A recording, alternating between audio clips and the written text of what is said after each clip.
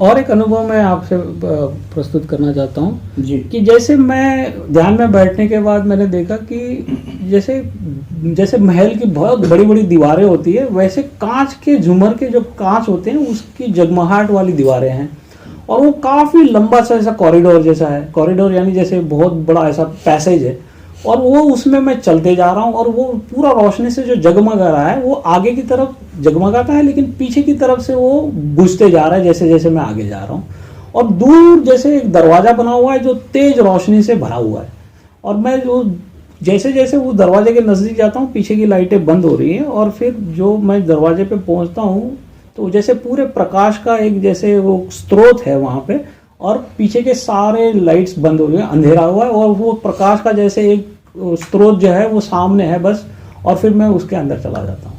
हाँ, मैं ये जानना चाहता कि आपने कहा महल ऐसा, क्या जो आप अंदर चल रहे हैं, क्या आपको ऐसी अनुभूति हो रही कि आप एक किसी महल के अंदर चल रहे हैं? हाँ जी, महल के अंदर चल रहा हूँ और उसकी दीवारें जगमगा रही हैं, जगमगा रही है तेज रोशनी से। हाँ, साधको इसका अर्थ तो बहुत अच्छा है।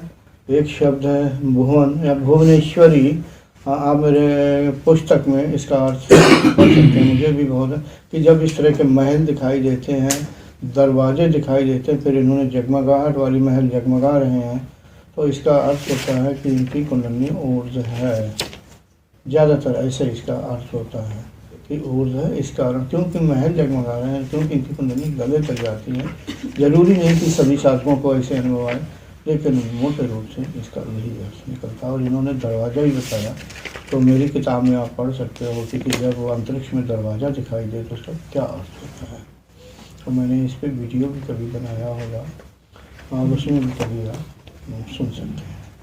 गुरुदेव, और एक अनुभव है कि जैसे अभी दिवाली पे मैं जब ध्यान करता था तो फटाके जब फूटते थे, तो शाम के टाइम पे जब मैं बैठता था तब वो शुरू के टाइम में तो 4 साढ़े 4 बजे जब मैं शुरू करता हूँ तब नहीं होते थे, लेकिन जैसे जैसे 6 7 बच्चे थे तो बच्चे फटाके बम वगैरह फोड़ते थे, तो मेरे ध्यान में जितने भी बड़े बम फूटते हैं उसका कोई आवाज़ जैसे एकदम छोटी सी आवाज़ आती थी, लेकिन वही चीज़ अगर मैं ध्यान नहीं करूँ और सुनूँ तो एकदम झटका सा लगता है उसी आवाज़ का। तो वो एक समझ में नहीं आया कि वो फ़र्क क्या था, या तो मैं गहरे ध्यान में हूँ इसलिए ऐसा लग रहा था। देखो, जब साधक गहरे ध्यान में होता है, अगर कोई जोर से ध्वनि पैदा हुई है, वो साधक सुन तो लेता है, लेकिन उसका ध्यान नहीं टूटता, अर्थात वो ध्यान में लगा रहता है जी। बस यही ध्यान की पहचान है कि वो गहराई में है, और उसने हल्के यानी धीमी आवाज़ तो सुनी, लेकिन किसी तरह का डिस्टर्ब नहीं हुआ जी। और ऐसा ही होना चाहिए कि अगर आवाज़ आई है, हमने सुन लिया, यानी अभ्यासी ने सुन लिया है, तो किसी प्रकार की बाधा नहीं हुई, यानी ध्यान नहीं टूटा। इसका यही अर्थ होता है कि आप गहराई में विद्यमान है उस समय, इसकी ओर से किसी तरह का अवरोध नहीं है। जी, अनुभव तो और भी है, लेकिन ठीक है, आपने बहुत अनुभव सुनाए और काफ़ी बताया। तो साधको ये टंडेल जी हैं, जैसा कि इन्होंने परिचय दिया, और इन्होंने मैनेजर शब्द का भी प्रयोग किया, यूएसए कनाडा का नाम नहीं लिया, और इंडिया में ये है, तो यानी बड़े व्यस्तता भरी इनकी ज़िंदगी है। देखने में तो ये ऐसे दिख रहे हैं, और ऊंचे पद के और जिम्मेदार व्यक्ति हैं। खैर, उससे हमें कुछ लेना देना नहीं है, लेकिन हमारा मतलब है कि अच्छे साधक भी हैं। तो अच्छी है, मुझे अच्छा लगा कि आप अपना काम भी देख रहे हैं, जिम्मेदारी निभा रहे हैं, यानी ऑफिस की और घर की जिम्मेदारी निभा रहे हैं, क्योंकि आपका घर ही मतलब जो परिवार है यूएसए में रह रहा है, आप इस समय इंडिया में हैं, हमारे सामने उपस्थित हैं। तो मुझे अच्छा लगा कि जिम्मेदारी निभाते हुए और इस आध्यात्मिक मार्ग में आगे बढ़ रहे हैं, और आपने सफलता भी प्राप्त की। मैं तो यही चाहूँगा कि अंतिम समय तक आप इसी मार्ग में लगे रहें। बिल्कुल लगे रहेंगे गुरुदेव, आप कृपा है, बस इतना ही चाहता हूँ कि आपका आशीर्वाद बना रहे गुरुदेव। और आपके आशीर्वाद से 3-2.5 घंटे की नींद लेता हूँ, एक टाइम का खाना खाता हूँ, वो भी सात्विक, और एक रात को दूध पीता हूँ बस, लेकिन फिर भी बना रहता है। जी, शुक्रिया, प्रणाम। आशीर्वाद।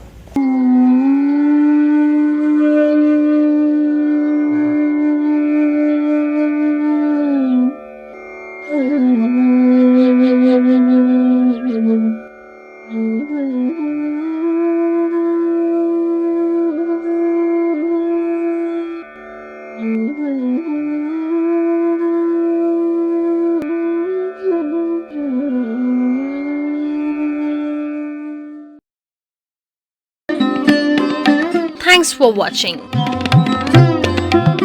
Remember to like, comment and subscribe.